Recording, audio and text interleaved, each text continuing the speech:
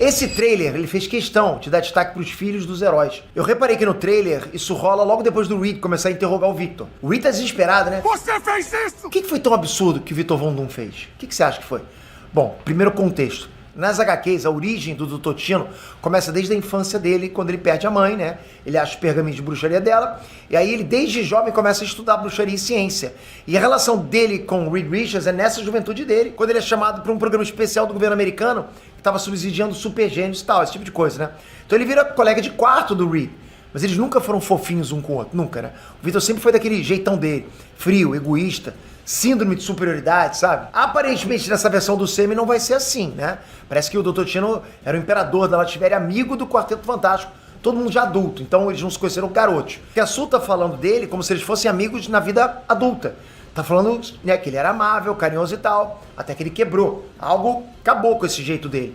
Aí corta pro Dr. Tino olhando uma pintura, um quadro, do que parece a esposa e o filho dele, né? Com anjos em volta, simbolizando que eles morreram. Esse deve ser o evento que quebrou o Dr. Tino. Segundo os rumores, o culpado pela morte do filho do Dr. Tino foi o Steve Rogers, né? Já trouxe pra vocês esse vídeo aqui também. E justamente por causa disso, o Dr. Tino vai matar o novo filho do Steve Rogers com a Peggy Carter.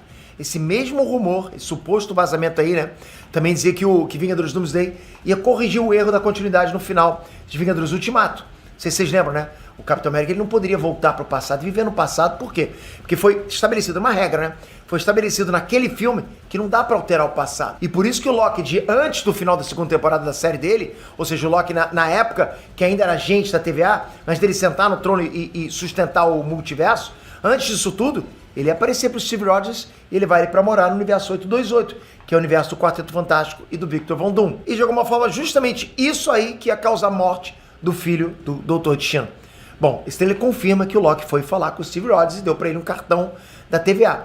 Tô muito curioso pra ver como é que eles vão resolver a sequência de eventos desse filme em paralelo com tudo que aconteceu com a TVA na série do Loki, né? Porque, galera, tem uma mitologia complexa aí pra ser explicada sem gerar contradições e erros. Os caras vão ter que suar pra não deixar algum buraquinho, porque qualquer coisinha, cara, é efeito dominó com tudo que a gente tá sabendo até agora. Mas enfim, se eu fosse chutar o que aconteceu, eu diria que o universo do Quarteto Fantástico passou por uma incursão porque o Steve Rogers foi levado pra lá. E de alguma forma o filho dele não deveria existir. É um filho fruto de uma viagem temporal. Se você reassistir Doutor Estranho no Multiverso da Loucura, lá é explicado que viagens interdimensionais ameaçam as barreiras entre os universos, né? Tipo, geram risco de incursões. Então pode ser que o filho do Dr. Tino tenha morrido durante uma incursão. Pode acontecer, bem possível. Bom, eu tô teorizando aqui, galera, que ele em conjunto com o Quarteto Fantástico, eles tenham conseguido parar a incursão. Mas teve perdas, né? Deve ter tido, eles têm que guerrear uma terra com outra. E talvez seja por isso que eles estão viajando de universo em universo juntos, para alertar e trabalhar juntos para tentar lidar com as incursões. Inicialmente, o Dr. Tino e o Quarteto Fantástico devem ser aliados. Mas esse momento que o Reed está confrontando o Dr. Tino no trailer, me parece, tipo, sabe, um grande momento de reviravolta. Alguma coisa aconteceu ali, sabe? Quando o Reed descobre o que o Dr. Tino tá tramando. Talvez descubra, né, que ele matou o filho do Steve Rogers. Talvez seja aquele momento. Talvez ele descubra nesse momento que o Dr. Tino raptou as crianças, incluindo o próprio filho do Reed, o Franklin Richards. O ponto é, alguma coisa do plano do Dr. Tino envolve as crianças. Eu não acho que elas apareçam à toa nesse trailer, né? E galera, conhecendo o Dr. Tino, eu arriscaria dizer que ele vai usar as crianças para roubar os poderes delas ou até usar elas como catalisador para alguma coisa. Você tem a Cassie Lang, que nas HQs ela não usa partículas PIN como equipamento do traje. Diferente, né, dos outros Homens-Formiga, o corpo dela foi tão exposto às partículas PIN que esses poderes ficam alojados naturalmente no corpo dela. É quase como se ela fosse uma mutante que controla partículas PIN, entendeu? Pode ser que isso esteja acontecendo no Sam e o Doom usa os poderes dela para acessar todo o reino quântico, sabe? Acessar poderes quânticos. Lembrando que nos quadrinhos o Dr. Tino mata Cassie Lang no arco Cruzada das Crianças. Então existe a possibilidade de alguns elementos desse arco estarem sendo usados de inspiração em Doomsday. A Marvel faz isso. E nessa história aí, o Doom usa a Wanda para ganhar os poderes da Life Force que ela consegue canalizar. Enfim, galera, a maioria das histórias do Dr. Tino são sobre ele roubando poderes dos outros. Ele sempre rouba poderes dos outros.